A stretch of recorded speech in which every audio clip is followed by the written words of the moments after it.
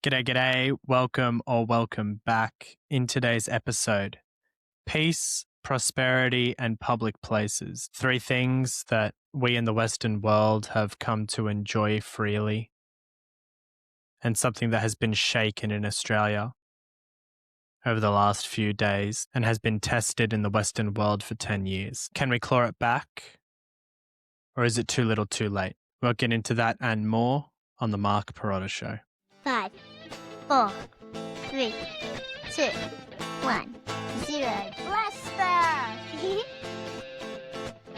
Welcome to the Mark Pirotta Show.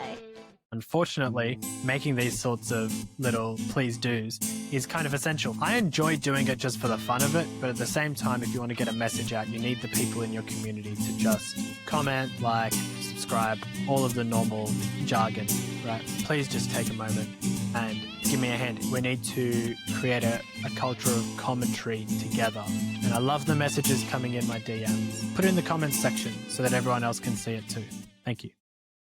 I'm filming this on the Tuesday night and we'll be releasing it on Thursday, so the news may be a little bit old by the time that it gets out, but the reaction is still relevant. As it turns out, news effectively stops when there's been a terror attack, the country halts, and the need for constant comment stifles the ability for politicians to do their jobs. And so there's been almost no news outside of the fact that there was a terror attack in Bondi and the news relating to that over the last few days. Now, while I understand that, it is also another collateral piece of what terror does. It has effectively stopped a nation.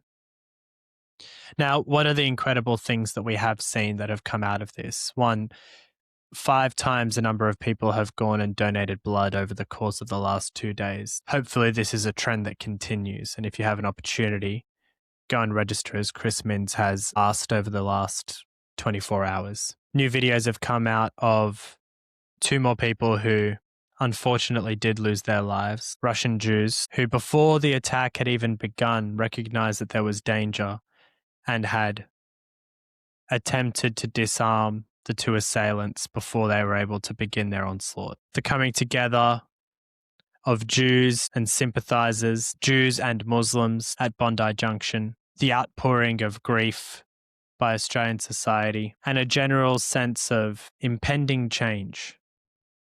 Now, in the midst of all this news, there have been articles that have come out that potentially Jacinta Price will be making a move to one nation. This may seem like the spur that might push her over the edge after moving to the backbench after what were called scandalous comments at the front bench by the Liberal Party. She's effectively been silenced on the backbench, and that's not good enough for someone like Jacinta Price, who is a perfect bridge between the major disunity that we have in this nation, which is between Australians who call themselves Australians and Indigenous peoples in this country. And so if we can pull Jacinta Price into the fold, get her on board with one nation, and see what we can do to rectify that wrong. That comes amidst incredible pushes by the Indigenous populations as to a reckoning when it comes to the Closing the Gap scheme. Now, the Closing the Gap scheme has failed in every respect. I spoke about this with Emeka about a week ago now, and what we discussed was, in essence, for as many statistics that have improved, just as many have gone backwards, and the majority of the Closing the Gap line items or agenda items haven't even been touched at all. But in the wake of a terrorist attack, the only news that does surface is news around that attack. So let's dig into what we know so far. What we understand so far is that these 2 gentlemen were of Pakistani background. The father came here to Australia in 1998. After coming here, he never got his citizenship. He was a permanent resident of this nation, but was in and out of the country. The initial reports which came out, which indicated that he had held a gun license from approximately 2015, were actually false. Turns out he had put in a petition to get a gun license in 2015, but never filled out the ID portion of the application, and so never actually had a registered firearm until 2022. Since 2022, he has since attained 6 firearms. The son, who has recently woken up from his coma in hospital, is now speaking with police specifically around a month-long trip to the Philippines. Now, we love the Philippines. The Philippines is a great place, but it is also part of Southeast Asia, which is a very large hub for Islamic training. Let's not call it terror, because Indonesian Muslims don't really do terror. It's hard to do terror when the only real religion inside of a nation is Islam. As we discussed in the last episode, Islam is a religion of peace for Muslims. Anyone who is not Muslim, they don't get to share in that peace. That trip to the Philippines seems to me to be a catalyst point. Now, I've seen it now spreading around on the internet that there are questions floating around the family. Where were they in all of this? How much did they know? How much of this was kept secret?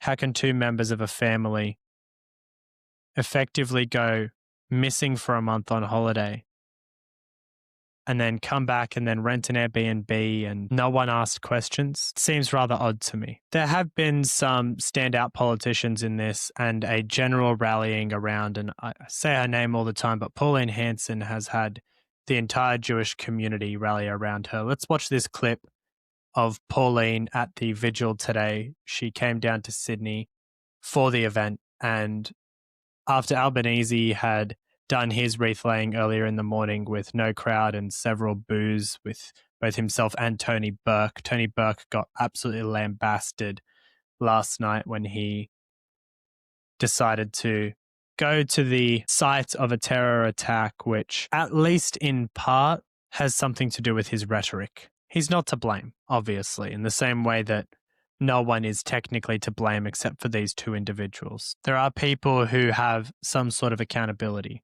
and we need to find them out. ASIO and some softness around ASIO might be one of those groups.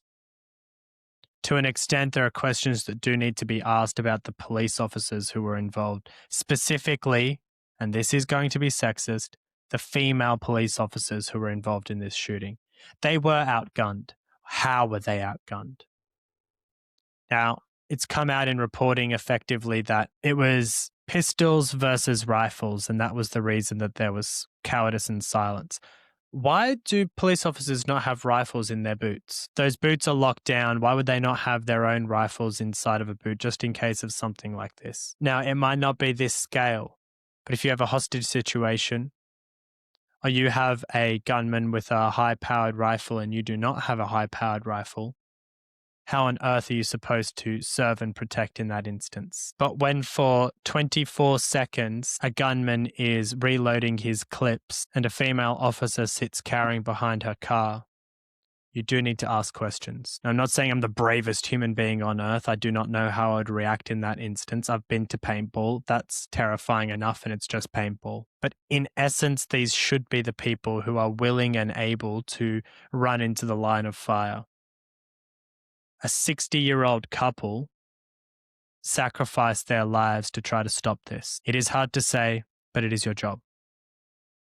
As a police officer, it is your job to put yourself in the firing line, which we saw two officers definitely did at the very least, and paid a price for it. They are still alive but are in critical condition at this time. But it is their job.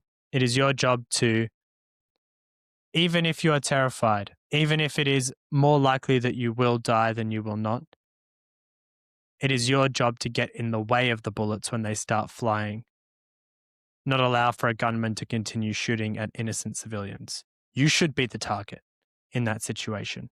It's your job to make yourself the target in that situation. Draw fire, take a shot, make him worry that you are the threat and not the innocent people who are standing by. The Jewish community has embraced Pauline Hanson. Let's watch this clip. It's a short interview, and you'll see the way that she was hailed at this event, because her rhetoric is no longer just rhetoric, it's reality. Emotional being here today and to be around the people of Australians, and especially to meet Matilda's grandparents, the loss that they have.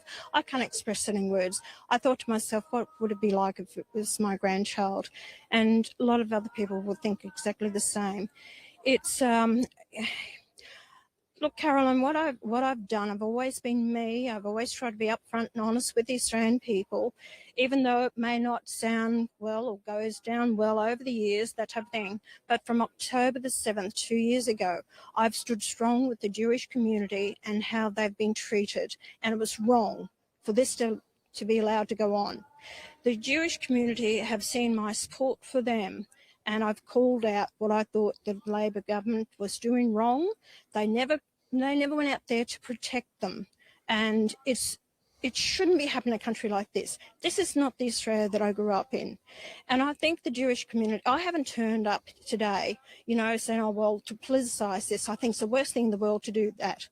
I've come here today with Barnaby to show our support for the community, but I want Australians to know there is hope.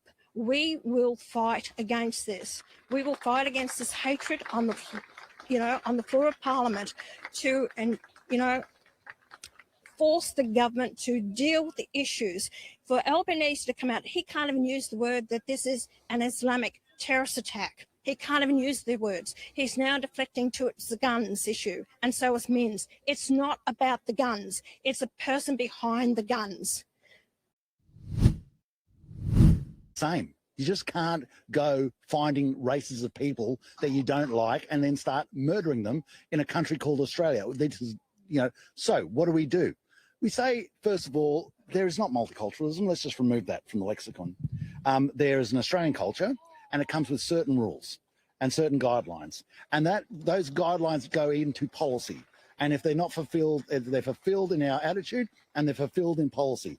And we are... Pauline has become a cult hero now as a consequence of all of this. There aren't too many politicians who have stood out. I personally believe, outside of the fact that he's spent the entire time deflecting on the idea of guns, I do believe that Chris Minns has come out strong on this issue. I do believe that he has been stalwart in the way that he has been speaking. I believe that he has been, at the very, very least, coherent, a direct source of information, and a person that we can look to at least for leadership. Now, whether his direction is correct or not is entirely dictated at this point by the federal government. At the end of the day, when it comes to acts of terror, this is not actually a state issue, it's a federal issue, which means that everything that he is saying right now has to be dictated from the national perspective, the federal perspective. So whatever it is that Albanese is going to put forward, and not only because they're both Labor governments, whatever Albanese puts forward as a solution, Chris Minns has to puppet. Now, it came out recently that Anthony Albanese sent a message, or at least his press office at the federal level sent a press release detail to the states. And within that press release, it seems as though anti-Semitism was only actually mentioned a handful of times. The states had to push back and redraft the lettering to ensure that anti-Semitism was centered in the issue and then deflected to the guns issue. The guns issue is asinine. It is a childish talking point. When your kid picks up a toy and smacks their brother or sister on the head with it, do you say, nope, that toy is banned now, you're not allowed to use that toy anymore? Or do you say, hey, don't hit your sister? It is the action of people, not the tool used. I posted this on someone's post on X the other day. They said, gun reform is required. Having guns in this country is ridiculous. Why do you have guns? Yada, yada. The same old spiel, basically. Blame the guns. And yes, to an extent, eliminating guns addresses the scale of an issue, but it does not in any way address the source of the issue. Whether it's 15 or 5, ideological, criminal behavior, specifically targeting a single subset of human beings for the intended purpose of creating terror in that community is going to be terrible. They can do it with machetes in Melbourne. One person can do it with a knife on the streets of Melbourne. Bondi Junction had a stabbing attack not even 18 months ago. The Lint Cafe. Guns aren't the issue. It's ideologies. It's weak ideologies that allow these people to come into this country and think that they can be who they want to be. There are set rules as to what it is to be an Australian. Barnaby touched on it in his statement. He quite simply said, "We are not a multicultural nation. We are one culture. That culture will reflect in policy, and that policy will protect the people." That's pretty simple. Now, when it comes to questions around the policing of this matter, the policing of the issue seems like it has some flaws. 20 minutes when there were police officers on site within 2 minutes is a very long time for an active shooting situation. Now, in the fog of war, lots of things can go wrong, obviously. But it took a very long time for police officers to return fire. A very long time. Now, it's not something they have to do very often. I can't remember the last news article that came out saying that police are in a standoff with an armed shooter. I can't remember it.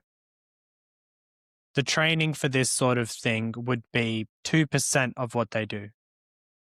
And so, yeah, it could simply be a consequence of the peace that we have within Australia and the general lack of these sorts of events. But the thing is they were successful. There was an interview that happened on the beach with a 9 News reporter, and both of them ended up in tears hugging. The 9 News reporter effectively asked the question saying, "How do you feel about this? What are your thoughts?" And the gentleman who was speaking effectively said, "Well, they won." She said, "No, don't say that. No, that I don't like hearing that." He said, "Well, they achieved what they wanted to do. They struck fear into the hearts of the people who were here, and they killed a whole lot of us." They're right. And so that success is going to embolden people. They are not the only people who have a mild lust for extremism in this country. We will see more. Let's listen to Chris Minns having a swipe at the media and setting the record straight. Because we do still have to back our boys and girls in blue, but we still need to ask questions. We need to say, how could we do this better? Do we need every police officer to have mandated counterterrorism training? And ask the tough question. Can females be active duty police officers on the streets? If their natural instinct is going to be to hide behind cars, can they actually be the kind of people, one, that we want to send into battle and sacrifice? Right? That's always been the role of men. Policing is technically war when you get into that scenario.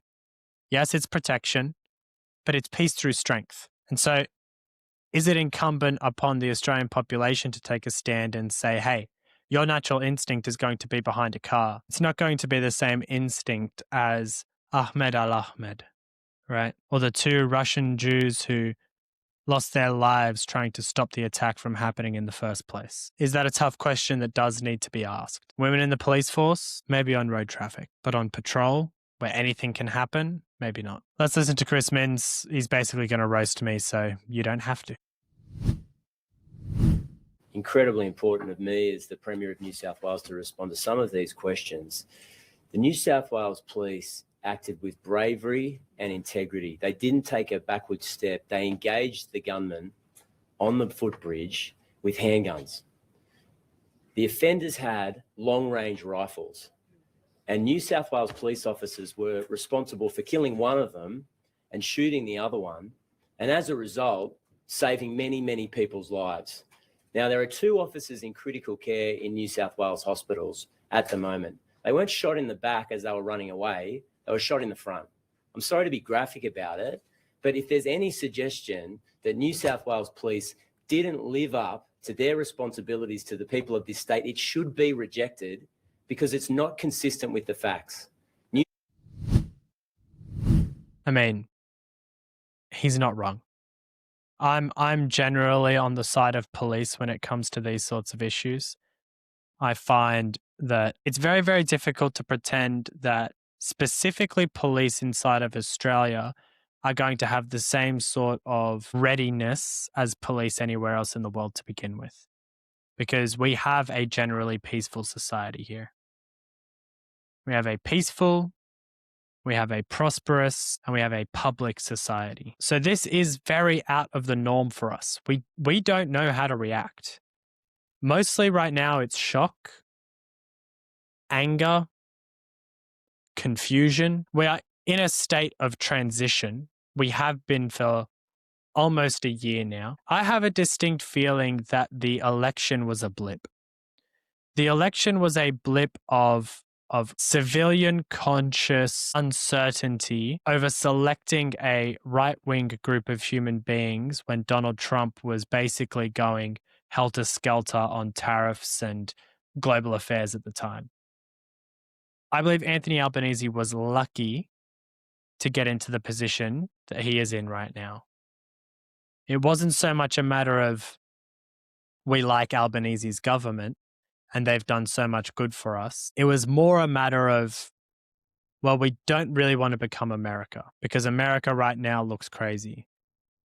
And as a soccer player, you understand what Donald Trump did because as a soccer player, you take one step back to take two steps forward. You throw the ball backwards so that you can kick it forwards. This next clip, we'll just do a clip rounds. This is our favorite Greens Senator, Mehreen Faruqi, getting accosted by a Sky News presenter as she decided to go and pay her respects, even though she is, out of all the people in Australian politics, in terms of riling up radicals, outside of maybe Lydia Thorpe, she is the only other person that you can name, and both of them are Green senators. So, you know, two peas in a pod in terms of riling up radical thought processes in this nation and normalizing radical speech and pretending as though it's okay. Lydia Thorpe called to burn down Parliament, or at least threatened to do so.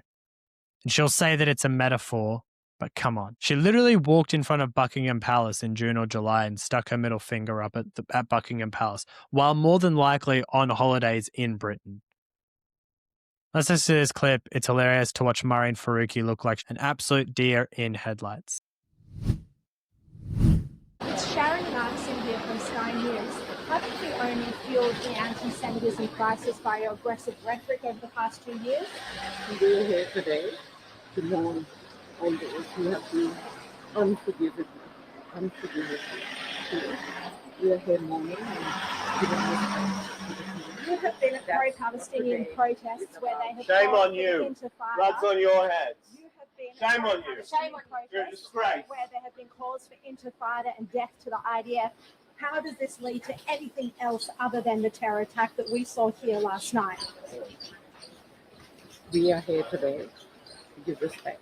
Do you regret being at those pro-Palestinian protests that have only fueled anti-Semitism? Today is about heart and humanity. For those who have lost their loved ones, for those who have been injured. Are you surprised? You can't possibly be surprised that your So actions weak. have been among those that have led to this. So Would weak. you like to apologise to the Jewish community? I am here to provide support to the Jewish community She can't even open her eyes. who have suffered what has happened here yesterday. That's what I'm What do you here have to for. say? What's ridiculous? Today is a day for grieving, not for talking. We shouldn't be grieving. We shouldn't be grieving. You have stood at pro-Palestinian protests where there have been calls for death to Jews. Bodyguards. Oh my gosh, look at this guy. Well, that last bloke though, I didn't watch the clip to the entirety the first time. I didn't see them stop them. As soon as Mehreen Faruqi stopped talking, I basically shut it off. So watching that bloke jump in front looking Mr. Tumnus like there with his... He looks exactly like what you'd imagine a Greens person would look like. You know, like incel, but ally, part of the community. I'm of the opinion that, one, I mean, Mehreen Faruqi will be feeling this personally. She'll feel probably triple accountability on this. One, because of all of the rhetoric that she's put into the political play, for one. Two, the softening of Islamic ideology to pretend as though what the Palestinian plight is simply them being in a harsh state and they've been under occupation for so long and they had a right to stand up and fight for their freedom. And three, because she's also Pakistani. The last clip we're going to show is of John Howard. Now, John Howard is somehow still moving around. I swear every time I see him, I just assume it's the ghost of John Howard still among us. And John Howard is an interesting character in this entire little saga because John Howard introduced the strict gun legislation that we have in this country. Okay, he was the Prime Minister at the time of the attacks down in Port Arthur. And one of the major consequences that we got out of that is, interestingly enough, since then, a lack of accountability to our politicians. A whole lot of people have replied to some of the things that I've said online and have come out and said, oh, so you want more guns, you want more people to be able to do this. And you know what? I understand where you're coming from because there is a societal fear that begins to rise when you might question if the person opposite you, might have a firearm and might be a little bit crazy. But what we lose is a sense of non-tyrannical accountability by our government. The reason that the government in America cannot create sweeping legislation and effectively take over the nation with laws and regulation that have never been spoken about, debated over, pushed as public policy, voted on, is because they have no fear of being classed as tyrants. And so what guns allow the average populace to do is to level out the playing field by pure numbers. That is to say that a country can have the largest military on earth, but unless 30% of its population is in the military, it cannot defend itself if it becomes tyrannical from the general population saying enough is enough. And so we do lose that general understanding that we live on an equal playing field. We saw probably the closest possible evidence that Australia can become tyrannical during COVID, specifically down in Melbourne, but throughout the entire country. People being forced into their homes for the collective good is effectively what tyranny is. People being forced to pay exorbitant house prices, exorbitant energy prices, because the government says so, because the government makes a policy on green energy, is a step in that wrong direction. The idea that the government can keep squeezing, keep changing laws without public permission, without some sort of consensus, is another major issue. And so we do lose that. And so John Howard is an interesting one because we lost that under his leadership. And towards the end of his prime ministership, there was some legislation that came and it doesn't pass the pub test. It's the new thing that's going around. It does not pass the pub test. Right, bits and pieces, sort of like hanging on to power, trying to be edgy, trying to put legislation in that would make him seem progressive, but it just wasn't happening. It's about 158 years old at this point, but let's watch this clip. It's about 2.5 minutes long of John Howard. John Howard receives a warm reception before a dramatic intervention. I hope that this terrible event will be a wake-up call. The former Prime Minister accusing the current one of letting Australia's Jewish community down. Not enough has been done by those who command authority and respect in our society to prevent, cauterise and denounce the spread of anti-Semitism. Echoing growing criticism from Jewish leaders. I was very clear about the dangers of the rise in anti-Semitism. The violent acts surged after the October 7 attack, which sparked the protracted war in Gaza, while Australian landmarks were used as a backdrop for massive pro-Palestinian rallies. There's anger because the question for governments is, have they done all they can to deal with anti-Semitism? And I think overwhelmingly the answer is no. Critics point to the report on anti-Semitism the government received 6 months ago, but has yet to respond to in full. And what we are doing is busy implementing it. Under pressure, the Prime Minister bristling at questions about an apparent leak from yesterday's National Cabinet meeting, suggesting the states took the lead on anti-Semitism. That is not accurate. It's just not right. The leaders did agree to toughen gun laws, the first major changes since John Howard's reforms in the wake of the Port Arthur massacre. While open to a review, the former Prime Minister says it's not the main game. Well, that is a diversion. The issue here is anti-Semitism. We have to do all these things together. What Australians want is to come together What terrorists seek to do is to create division. Rejecting. Three things. One, we'll go backwards. No. What terrorists seek to do is not to create division. What terrorists seek to do is to incite terror, fear. That's not division. What a terrorist seeks to do is to say, you have peace, you have prosperity, and you think that you can live your life that is antithetical to mine in a public place.